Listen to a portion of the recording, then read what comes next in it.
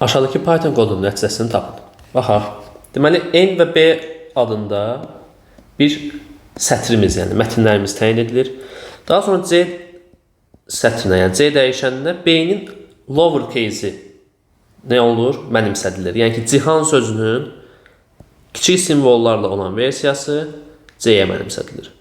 D-yə isə N sətrinin böyük simvollardan ibarət olmuş halı mənimsədilir. Yəni ki, D də böyükdür, Ö hərfi də böyükdür, V hərfi də, R hərfi də, Ü hərfi də. Daha sonra bunlar nə edilir? Toplanaraq cəmlənir. Biz bilirik ki, sətirlər toplanarkən nə olur?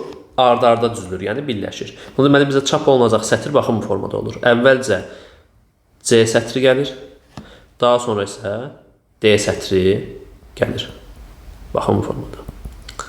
Cavablara baxıram. Uyğun cavabım A variantıdır.